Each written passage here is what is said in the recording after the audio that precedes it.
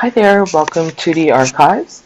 So, this episode, I want to go back to Goddess, 50 goddesses, spirits, saints, and other female figures who have shaped belief. I wanted to get today into Rangda. Is that how you say it? Rangda. So, this is Bali's queen of demons and widow witch, is what it says there.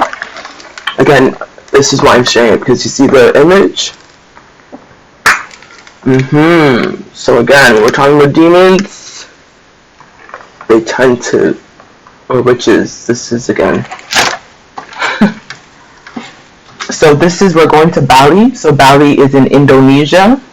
It says, on the Indonesian island of Bali, most people practice a form of Hinduism that honors unique gods and goddesses that are not found anywhere else.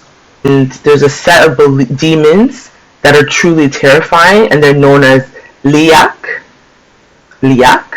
So these creatures, apparently, they walk around in the day as human form, but at night is when their frightful faces, they have huge bulging eyes. Remember the eyes in demons? Medusa was said to have eyes that were really terrifying as well. They have white fangs, apparently, in Indonesia. They have long tongues. The long tongues, we saw that with Kali as well too, right? And their heads apparently can tear away from their bodies. They're trailing their insides of outside of them. They fly around searching for victims. So this idea that witches fly on brooms, here they're not flying on a broom, but they fly. And so the Leyak here, it says they have a thirst for human blood, especially pregnant women and newborn babies. They haunt graves, they feed on corpses, they shapeshift, and they take on forms of animals. You see this in other cultures as well too. So basically, they're really hard to discover, right? The queen of the Leyak is named Rangda. And so Rangda leads all demons and is said to be both feared and honored. There's no mistaking her as a terrifying goddess, has long claws and wild hair. Again, who tends to have wild hair, right? Wild hair. And it falls to her waist. So Rangda is an important part of the universal forces that many people in Bali believe either come from heaven or the underworld. So together, the forces form an orderly universe, is what it says here.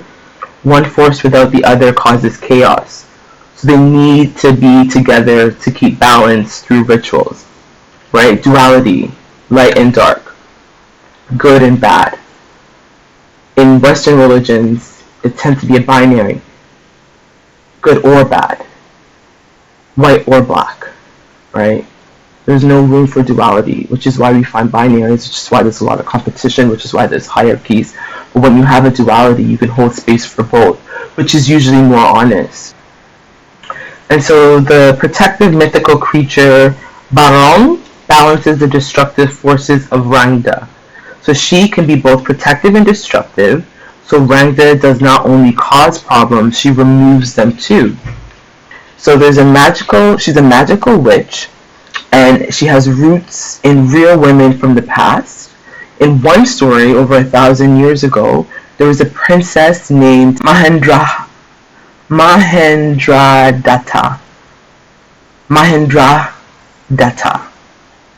Is that how you say it?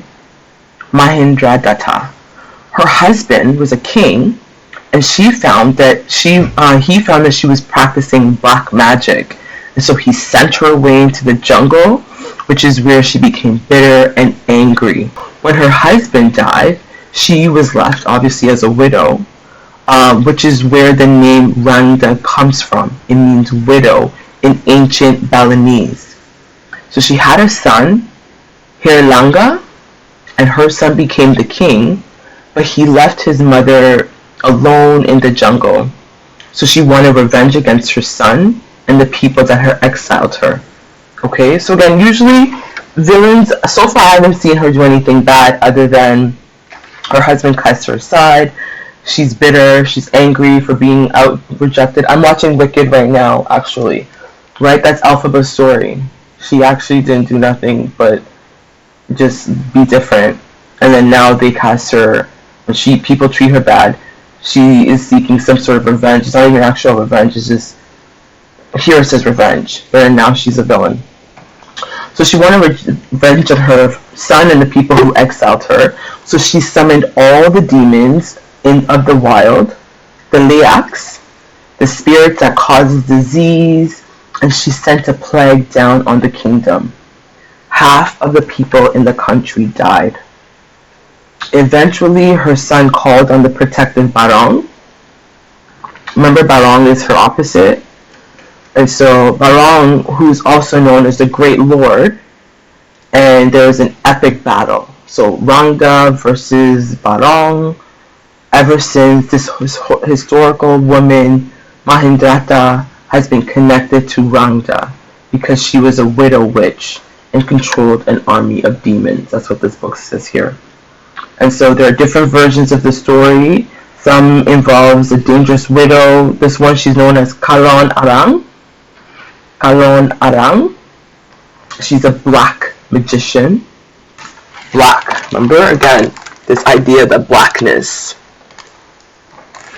is witchy, is evil, is demonic. Black women do witchcraft. So Calon Arang is a black magician and had a very beautiful daughter. Every time their village was afraid of her, everyone in the village was afraid of her, no one wanted to marry her daughter, which made her really angry.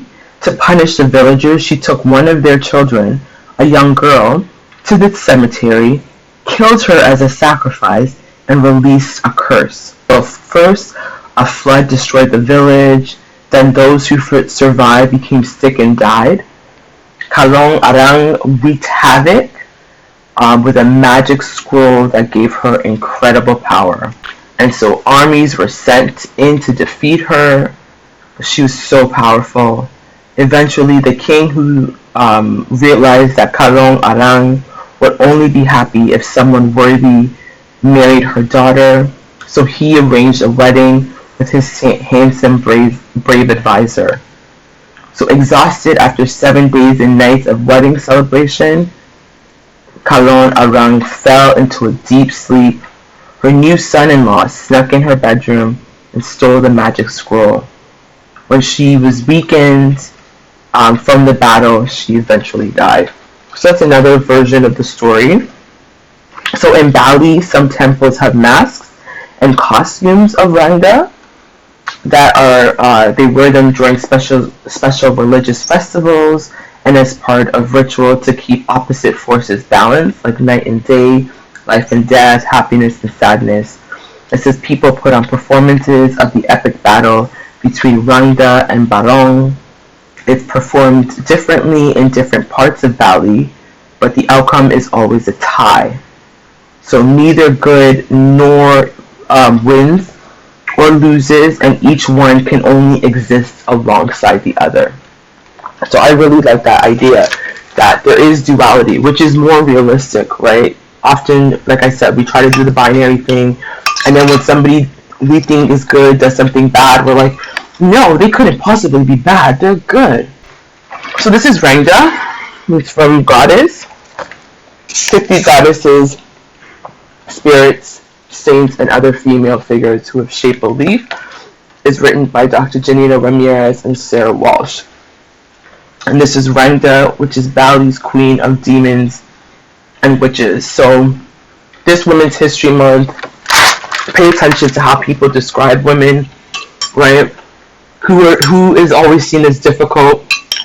What do they do that actually makes them difficult? Actually difficult. Who do we think are witches?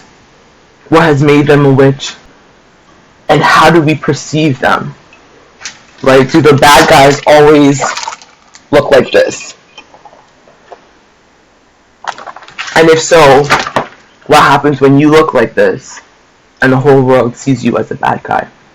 Because you look like this and they think that. So until next time, in solidarity.